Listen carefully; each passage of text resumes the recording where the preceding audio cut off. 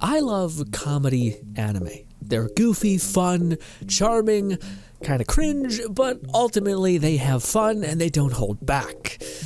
But I always worry that sometimes a show that has really cool ideas, fantastic concepts, and a perfect layup to a really engaging, plug yourself in and let it run kind of story, kind of gets devoured by the fact that everything is a joke and everything eventually dissolves into a joke. Let's talk about Full Dive. This ultimate next-gen full dive RPG is even shittier than real life. Oh my god, that's a contender for the longest name I've ever read. Anyways, the anime is relatively simple. Boy used to be a runner, embarrassing thing happened to boy. Boy is now a recluse gamer. Boy has pretty horrible life, bullied, looked down upon, no ambition. That boy gets tricked into buying old RPG that was extremely realistic and has horrible reviews. Boy plays RPG, finds out that it is, of course, an extremely realistic RPG setting, basically just like Sword Art, goes into a sleep state, gets to basically see everything, to feel everything, touch, smell, everything is here, pain, everything. Boy starts to play RPG, undermines its realism, and makes some cataclysmic mistakes in which he cannot load a checkpoint, he cannot restart the game, he is stuck, signed, sealed, delivered into this very, very quote-unquote shitty game. Frankly, the game sounds awesome, it's really cool, oh my god, one day if we could have that, it'd be cool. At its core, this show is a comedy. It's titled to be an action-adventure comedy fantasy, okay? Now, the baseline formula of the show is anything that could go wrong does. That's it. It will happen always. You are watching this main character take L after L after L, getting absolutely stomped on. Just golly. Now, you'd hope that the main character would be optimistic. Keep gunning it for success. He whines, complains, and his overall hates it. He's like, he continues to do it, play, and subsequently shits all over, hates himself, hates it, it's all bad, okay?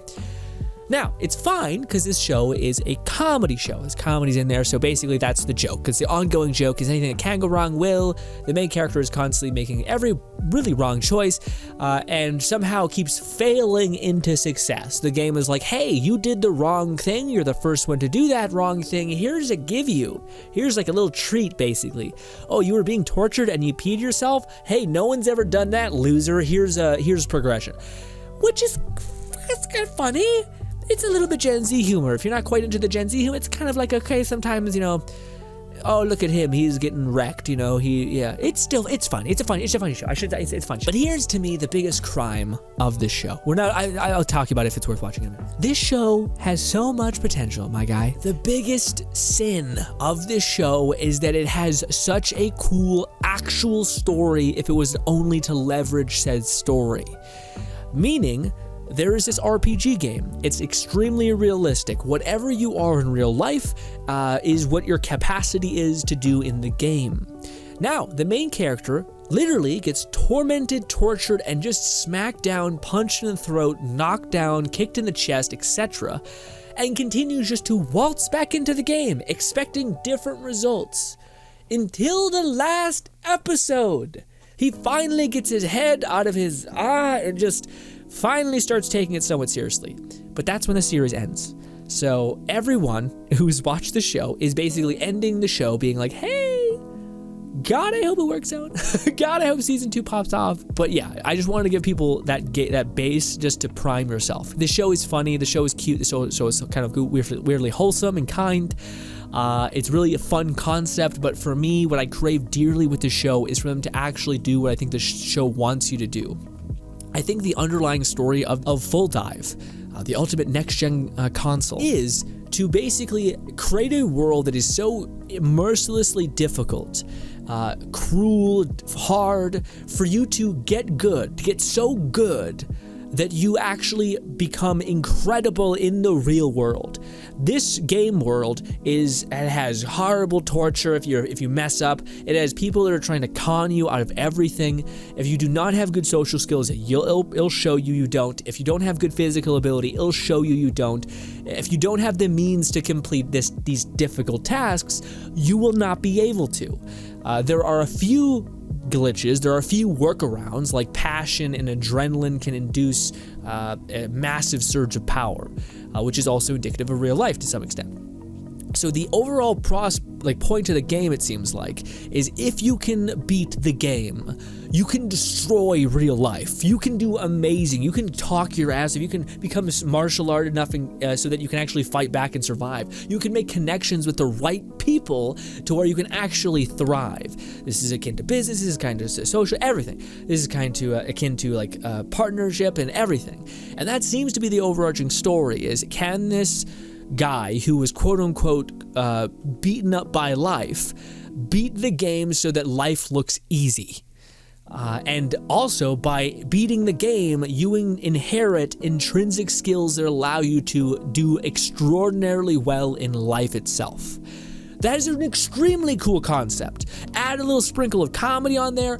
Add an absolute doucher of a guide who is the guy that beat the game first, kind of giving a walkthrough tips and just shitting all over the main character. As like this tutorial guy, as this guy who's like almost like teaching the kid how the value of this game and how if you do push through it, you will become much, much better for having done it. This story is the antithesis of pain can make you better. Frustration and pushing past said frustration and actually winning can make you better. This is a story that is gorgeous, fantastic, and awesome. But it takes such a long time in season 1 to get to the point in which we can even start to see an eighth of that. All of it is comedy of everything that can go wrong will, which is fine. This is titled to be a comedy show, but I hope so dearly in season 2 that we get that comedy spice, but not the entirety of the entire show is just that. This constant recycle of everything that can go wrong will, and somehow because you're the main guy, it'll work out. And yeah, now granted, sometimes it doesn't work out. In fact, the show ends with it not working out. It's unfortunate that the time when, like, you know, when you invest so hard in like a show and it's like right as the main character is finally getting strong, they stop and you're like, you know how rare it is for an anime to get season 2? This one's probably going to have it because it's pretty successful. So yes, a little opinionated on this, version of should you watch, but let's start answering that question. Should you watch this show? I think so, yes. It is. At its least, it's a funny, goofy show that has interesting characters and really fun ideas. Yes, it gets a slight bit tiresome with the comedy. Yes, it gets a slight bit tiresome with the main character basically just constantly failing and then kind of somehow unrewardingly winning somehow, some way. It's like failing into success, kind of. Whereas just as it ends, the main character finally gets his head out of his and basically starts to say, oh, in order for me to win this, I'm going to need to literally pause and not continue the game for 2 months, exercise and start doing martial arts training just to be able to survive this encounter. And if you do that 50 times for the various issues that are in the game, you'll become an incredible human being. You'll probably be fit, you'll probably be better at social skills, you'll probably be better at everything. So if you can put up with this horrible stuff, you will become an amazing human being. And it ends at that point where he finally starts getting serious. So I hope to bits that we get a season 2. Anyways, the comedy can be a little rough. It can be sometimes hit or miss. I find most of the time it's hit. The character's unique and funny. The twists are kind of fun. The character types, the childhood friend, the crazy dominatrix, crazy person, and of course the big booba guide. All of it are fun tropes, interesting ideas, and ultimately, I do hope we get a season 2 just so that we can see if the show finally does it. Although there is a season 2, I do hope it's just a little bit more into the cool aspect of it rather than to the comedy aspect of it, because I feel like we have enough comedy, but maybe I'm alone on this. But yeah, who is this show for? It's for people who like comedy anime, who like really good ideas. I think if any of the things I told you sound interesting, they're there, but they're not extrapolated on and leveraged. They're kind of just fun fodder to play around with in your brain. There are fun things like the childhood friend that wants to kill you because you did something horrible but still intrinsically loves you. There is forgiveness in this show. There's wholesome moments. I will say the one thing that seemed to be the collective consolidation of criticism for this anime was that the main character is very whiny and not very like charismatic. He's kind of like a nightmare all the time. Again, he's not wanting to be there. He gets better as time goes on, but he's still very like, this sucks. Oh my God. How could you say that? You're so rude to me. I hate this game. It's just a lot of that recycled. Still, I'm not really selling the show to you. It's good. It's good. It's just that there's these things I can understand why people will get a little bit frustrated with them. But ultimately, watch it. It's not an easy sell, but you should watch it. It's a comedy show. It's kind of hit or miss for some of us. I want it to do well so that we can get a season 2, because I think that's when finally we'll start to get good. Because I think that's when it'll start to be like, hey, these are things that you should work on. You should be healthy. You should be good at talking to people. You should be good at seeing from other people's point of view. You should be good at realizing, hey, sometimes people are cruel and how to kind of work around their cruelty and still come out on top, you know? All that is what I'm holding out for this show to become, all right? Let me know what you guys think. Let me know if you have a better read on who this show is exactly for. If you like comedy shows, you're golden. If you like Sword Art and thought it needed more comedy, kind of a similar vibe to Attack, boom. Except with less stakes, but also kind of funner stakes where a console gets bricked if you die in the game, which is equally as fun and cute.